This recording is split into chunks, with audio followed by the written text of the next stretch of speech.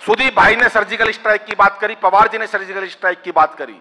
ये surgical strike ऐसे ही नहीं हुआ बाबूजी, ये सर्जिकल स्ट्राइक जो हुआ मेरे कहने से मोदी जी ने करा।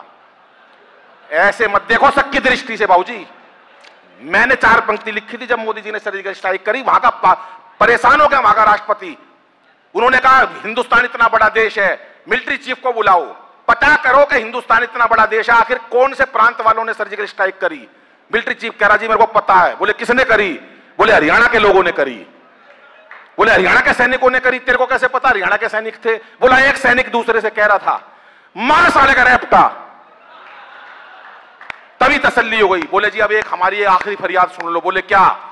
बोले अब हम दोनों देशों में प्यार जोड़ लो, 65 साल हो गए लड़ते हुए, अब कोई प्यार, अब कोई झगड़ा नहीं चाहिए। मोदी जी बोले नहीं हम तुम पे विश्वास नहीं करते। बोले हम माफी मांगते हैं। मोदी जी बोले कोई माफी नहीं। बोले हम हाथ जोड़ते हैं। मोदी जी बोले कोई हाथ बात नहीं जोड़ना। बोले हम पैर छूते हैं। मोदी जी बोले छू, पैर तो छू कम से कम, लेकिन माफ नहीं करूंगा। बोले माफ तो करना पड़ेगा साहब, अगर हम प्रस्ताव लेकर आए संधि का, ये हिंदुस्तान है, प्यारा देश है, यहां पर क्षमा मांगने वाले को माफ कर दिया जाता है। बोले माफ कर दो मोदी जी। मोदी जी बोले एक शर्त पे माफ करूंगा। बोले किस पे? बोले अनिल से पूछ के बताऊंगा। 12:30 बजे भाई साहब मोदी जी का फिर मेरे पास टेलीफोन। ऐसे मत देखो आप सबकी दृष्टि से बाबूजी, ताली बजाओ। मेरे पास 12:30 बजे मोदी जी का फोन आया। मोदी जी बोले अनिल भाई कुछ कहना चाहता है? मैंने कहा हाँ कुछ कहना चाहता हूं। बोले क्या? मैंने कहा सुनो, आपकी तालियां चाहूंगा। हाथ से कहां से निकाला? आ जाओ बाबूजी, आइए सर, आइए, प्रणाम। आइए सर, आप भी आ जाइए, बैठ जाओ, आप समय से आए हो। हम जल्दी शुरू हो गए भाभी जी, कोई बात नहीं। नहीं, पाटिल जी पहले से यहाँ थे, अभी लौट कर आए हैं। लौट कर आए हैं पार्टी। मैं तो क्या कह रहा था भाभी जी, मैं तो भूल गया सारा सामान।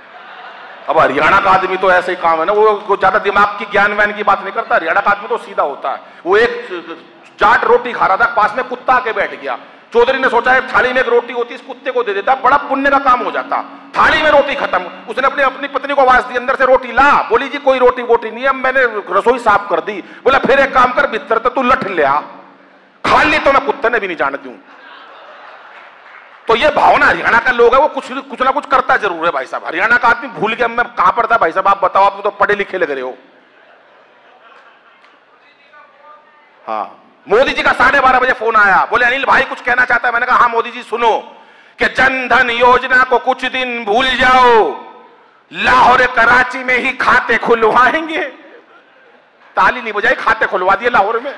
पर अगली पंक्ति में बजा देना कि जन धन योजना को कुछ दिन भूल जाओ, लाहौर कराची में ही खाते खुलवाएंगे, और मेक इन इंडिया का और विस्तार करो, पाकिस्तान जाके ही शौचालय बनवाएंगे, पाकिस्तान जाके ही शौचालय बनवाएंगे, पाकिस्तान जाके ही शौचालय बन।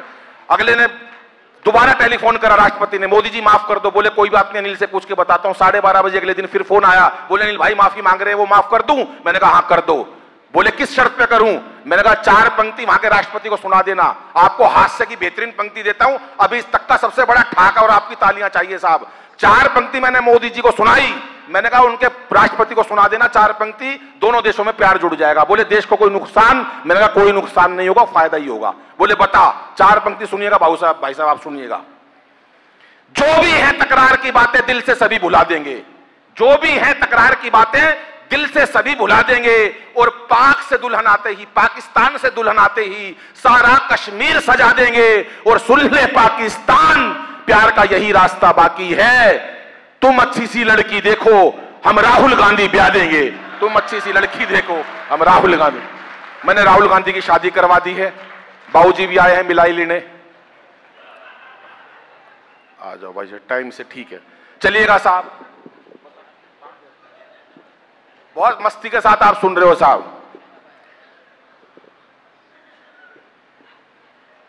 आओ बाबूजी, हार पहनाओगे क्या मुझे? नहीं सर वीआईपी लोग हैं सब, बहुत मस्ती के साथ सुन रहे हैं आप। मेरे को तो याद है भाई साहब, हरियाणा की एक बहुत मोटी महिला यहां नहीं आई, इतनी तगड़ी मैं दिखा देता, वरना कौन कितनी मोटी, और आई हो तो मैं क्यों बताऊं कहां बैठी है ये मोटी महिला। और मरियल साहब पति 30-40 किलो का, पति दिखा देता हूं मैं बहन से, वो पीछे भाई साहब पीछे बैठा है वो। ये मोटी महिला और मरियल साहब पति 30-40 किलो का, उसको ले गई टैटू वाले के पास। बोली भाई साहब इनके हाथ पे शेर बना दो। अब टैटू वाला हरियाणा का था, उसने पहले पति देखा मरियल सा, भाई साहब इतना सा पति 40 किलो का, इतनी सी उसकी कलाई, बोला इस पे बनवाएगी जंगल का राजा, इस पे सांप बनेगा। और ये सांप भी फन वाला नहीं बन सकता, इसके मरा हुआ सांप बनेगा ऐसे लंबा पड़ा हुआ। और ये सांप इसी साल बनवा लियो, नहीं अगले साल केचुआ बनाना पड़ेगा। बहुत अच्छे। हरियाणा की बिल्कुल विशेष बात रहती है, वहां की तो सास की बात बता रहे थे अभी, जंगली ठीक है, सास की बात बता रहा हूं भाई साहब। वो एक बुढ़िया मेरे को याद है, अपने पोते को खिला रही थी, ऐसे लाड़ लड़ा रही थी, मेरा लाल मेरा चंदा, वो चंदा हाथ से छूट के नीचे गिर गया, अब चंदा के खून निकल आए। अब बहू आई और अपनी सास से कह रही है, बहू कह रही है अपनी सास से, सासू माता तुम्हारी वजह से मेरे बेटे का चोट पहुंची है, आज के बाद मेरे बेटे का हाथ मत लगा दिए। अब वो सास भी छठी हुई थी बंगलोर की, बोली सुन ले बहू, मैं तेरे बेटे का हाथ नहीं लगाऊं, पर तू मेरा बेटा मत छेड़ दिए। तालियां थोड़ी बजाइए भाई साहब, ताली बजाइए, वाह, ये मस्ती की बात आती है। अनिल बहुत अच्छे, बहुत बढ़िया। आप सुन रहे हैं भाई साहब, तमाम लोग बैठे हैं, क्योंकि साहब हंसना बहुत जरूरी है। आजकल के टाइम में चेहरों पर तनाव बहुत हो गया, लोग हंसी को भूलते जा रहे हैं। एक डॉक्टर ने 2 पंक्तियां बाहर लिखी थी हॉस्पिटल के बाहर कि हंस बोल लेते दिल खोलकर यदि यारों के साथ, हंस बोल लेते दिल खोलकर यदि यारों के साथ, तो हमें ना खोलना पड़ता यूं औजारों के साथ। लेकिन आज साहब बोलचाल बंद हो गई है, लोग हंसने से कतराने लगे हैं। टेंशन का क्या बाबूजी, टेंशन तो कहीं से भी ले लो, टेंशन का कोई हिसाब किताब नहीं है। मैं आपको एक सच्ची बात बता रहा हूं, आप सड़क पे जा रहे हो, बिना जान पिछाड़ किसी को नमस्ते करके निकल जाओ, साला का टेंशन हो जाएगी। ये था कौन जो नमस्ते करके, भाई साहब कभी भी करके देख लेना भाई साहब। अच्छा, पति साथ में और कोई दूसरी महिला, पति साथ में और कोई दूसरी महिला पति को नमस्ते कर दे, और लुगाई देख ले, 1 महीने टेंशन बता कौन थी वो चुड़ैल जो तेरे को नमस्ते करके गई है भाई। इसलिए टेंशन का कोई हिसाब नहीं है, मस्ती बड़ी मुश्किल से मिलती है। लेकिन मैं 4 पंक्तियां बेटियों के लिए कहना चाहता हूं, बहनों के लिए और माताओं के लिए कहना चाहता हूं, क्योंकि गर्भ में हम बेटियों को मारने लगे हैं साहब। जब 4 पंक्तियां कहता हूं कि इसे बेटा बना पालो तो ये इतिहास छू लेगी। बेटी के लिए 4 पंक्तियां कहता हूं कि इसे बेटा बना पालो तो ये इतिहास छू लेगी, करो विश्वास बेटी पर तो ये विश्वास छू लेगी, कभी जीवन में बेटी को नजरअंदाज मत करना, जरा से पंख खोलोगे तो ये आकाश छू लेगी, जरा से पंख खोलोगे तो ये आकाश छू लेगी। भाई अनिल बहुत अच्छे। ये मीरा की अमर भक्ति जहर से मर नहीं सकती है, झांसी वाली रानी है किसी से डर नहीं सकती, मदर टेरेसा लता हो कल्पना या सानिया मेरी, असंभव क्या है दुनिया में जो नारी कर नहीं सकती, असंभव क्या है दुनिया में जो नारी कर नहीं सकती। हर काम नारी कर सकती है, हर काम लुगाई कर सकती है, भाई एक काम है जो नारी कभी नहीं कर सकती। कभी भी देख लेना भाई साहब, दमकल विभाग, फायर ब्रिगेड स्टेशन में कोई महिला काम नहीं करती, क्योंकि आग बुझाना लुगाइया का काम कौन है, ये तो लगा सके है बस भाई साहब। और ये 4 आदमी ताली बजा रहे हैं, इनके घर में लगी पड़ी है। आदमी सोचता भाई साहब मैं किसी तरह बेवकूफ बना दूं पत्नी को, लेकिन आज नारी वो नहीं है भाई साहब, आज नारी बहुत आगे है। वो एक आदमी आया, पत्नी से बोला सुन मेरी बात, बोली बोल। बोला गवर्नमेंट ने घोषणा करी है जिसके घर में एक बच्चा है गवर्नमेंट उसको 10,000 रुपए देगी। अब हमारे तो ले दे के कि छोटा सा बंटू है, गवर्नमेंट हमें 10,000 दे देगी, तू बुरा ना माने तो एक बात कहूं। बोली बोल। बोला मेरा एक बच्चा जयपुर में भी है। बोली लिया, वहां से अपना बच्चा लेकर आया, घर पे आके बोला बंटू दिखाई नहीं दे रहा। पत्नी बोली बंटू को उसका पिताजी ले गया। तालियां थोड़ी बजाइए भाई साहब आपने। एक अंतिम हास्य कविता सुनाकर अपना स्थान लेता हूं। बहुत मस्ती से आप बहुत बढ़िया सुन रहे हो, इस व्यवस्था के बाद भी आपने व्यवस्था बनाई, मैं आपको सैल्यूट करता हूं साहब। हरियाणा की मस्ती बताता हूं भाई साहब। वो एक का रिजल्ट आने वाला था, पिताजी ने साफ साफ कह दिया हाँ भाई तेरा रिजल्ट आने वाला, अगर फेल हो गया मेरे को अपना बाप मत कह दियो।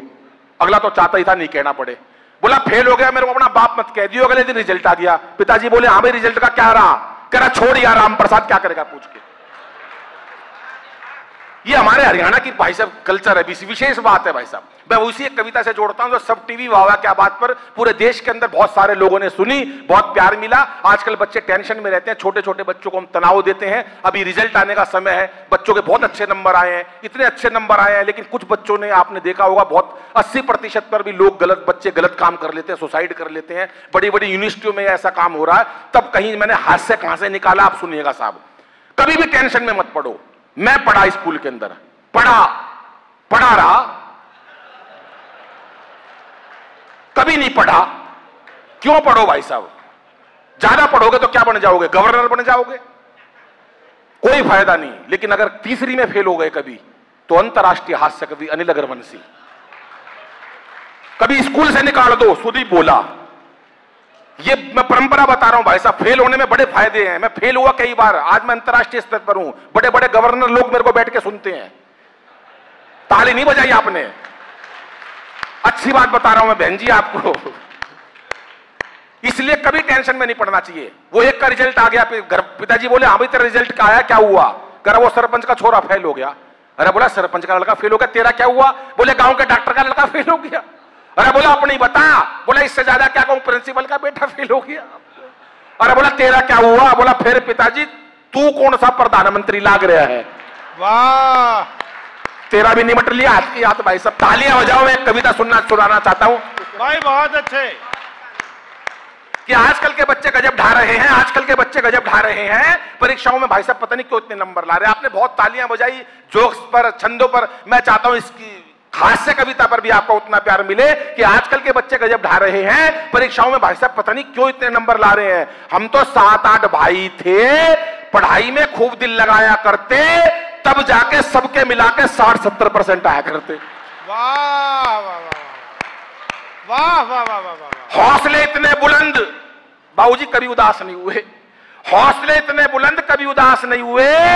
एक साल में 2 भाइयों से ज्यादा पास नहीं हुए। वाह वाह वाह वाह वाह। घर वालों ने जो पुस्तक एक बार दिलवा दी, भाई साहब सारी जिंदगी वही चला दी। छोटे वाला भाई कई ट्यूशन पढ़ा, पूरा जोर लगा लिया, ससुराल अगली क्लास में नहीं चढ़ा, आखिर में नाम ही कटवाना पड़ा। दरअसल उसे जबरदस्ती स्कूल में डलवा दिया। पहली कक्षा में दाखिल कराया था, 5 साल बाद पहले से ही उठवा लिया। वाह, वही पाया उसी बेंच पे बैठा हुआ। और इस पंक्ति में भरपूर सदन की तालियां चाहूंगा। 12वीं कक्षा में मेरे नंबर सुन लेना, फिर मेरे को तालियों से बधाई देना। 12वीं कक्षा में बहन जी, पूरे परिवार में मेरे अकेले के पीछे तक सुन लेना मेरे नंबर और तालियां बजाना। जिसको खुशी हो ताली बजाना, वरना मेरे से चिढ़ते हैं। 12वीं कक्षा में मेरे अकेले के भाई साहब 33% नंबर आए थे।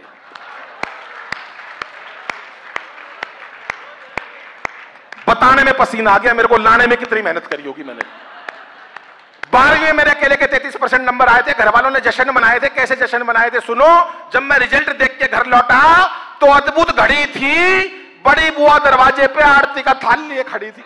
वाह वाह वाह वाह। कहने लगी बच्चे ने इतिहास रच दिया। बुआ बोली बच्चे ने इतिहास रच दिया, और इसी खुशी में सवेरे की सवामणी शाम का भंडारा रख दिया। वाह वाह वाह। साहब 33% पे भंडारे होते थे, और अब बच्चे 80% पे भी आत्महत्या कर लेते हैं। ये ताली बजाने की बात थी साहब, कि अपने बच्चों को वो संस्कार वो दे, वो टेंशन ना दे कि बच्चे गलत कदम उठाए। बड़ी बुआ दरवाजे पे आरती का थाल लिए खड़ी थी। कहने लगी बच्चे ने इतिहास रच दिया, इसी खुशी में सुबह के सवामणी शाम का भंडारा रख दिया। पिताजी ने 33% की खुशी में पूरे घर में सफेदी करवा दी। पिताजी ने पूरे घर में सफेदी करवा दी, और मार्कशीट शीशे में जड़वा के ड्राइंग रूम में टंगवा दी। पर रिश्तेदारों को दिखाऊंगा 33% आए बच्चे के। कविता का पावरफुल पंच देता हूं और आपकी भरपूर तालियां चाहता हूं। बड़ी अम्मा ने तो यहां तक कह दिया, दादी माँ ने तो यहां तक कह दिया, अब जब तक इस बच्चे की पढ़ाई चलेगी, घर में देसी घी की अखंड जोत जलेगी। ये अलग बात है, पढ़ाई बीच में छुड़वानी पड़ी, मेहता जी 6 महीने से पहले जोत बुझानी पड़ी। लेकिन ना कोई शिकवा ना कोई गिला, दाखिला आखिर कोरेस्पोंडेंस में मिला, क्योंकि हमारे समय में बच्चे पढ़ाई से बिल्कुल नहीं घबराते थे। एक कक्षा में कई साल लगाते थे, और कई बच्चों के तो रिश्ते भी स्कूल के थ्रू आते थे। ये सुदीप की शादी स्कूल से हुई है कि 6वीं में पढ़ता 24 साल का ढींग हो गया। हमारे समय में बच्चे पढ़ाई से बिल्कुल नहीं घबराते थे, एक कक्षा में कई वर्ष लगाते थे। कई बच्चों को तो रिश्ते भी स्कूल के थ्रू आते थे, और भाई साहब कई बार तो सिलेबस तक एक्सपायर हो जाया करते। कई बार तो सिलेबस तक एक्सपायर हो जाया करते, बच्चे वहीं पड़े रहते, साहब मास्टर रिटायर हो जाया करते। और जो बच्चे एक कक्षा में कई वर्ष लगा दिया करते, उन्हें अगले साल कक्षा का मॉनिटर बना दिया करते। जो बच्चे एक कक्षा में कई वर्ष लगा दिया करते, उन्हें अगले साल कक्षा का मॉनिटर बना दिया करते। अब व्यंग आप तक देता हूं और देखता हूं कहां तक तालियां जाती हैं। जो बच्चे कक्षा में कई वर्ष लगा दिया करते, उन्हें अगले साल कक्षा का मॉनिटर बना दिया करते, वही बच्चे आज देश के विजेता बन गए। और उस टाइम के सारे मॉनिटर आज देश के नेता बन गए, और उस टाइम के सारे मॉनिटर आज देश के नेता बन गए। लेकिन आजकल के बच्चे जाने किस तनाव में रहते हैं, आजकल के बच्चे जाने किस तनाव में रहते हैं, हर वक्त एक अभाव में रहते हैं। अरे बच्चों का बचपन बस्ते के बोझ तले दब गया, बच्चों का बचपन बस्ते के बोझ तले दब गया, और माँ बाप का प्यार कंप्यूटर, टीवी व मोबाइल की भेंट चढ़ गया। माँ बाप का प्यार। धन्यवाद, नमस्कार, जय हिंद।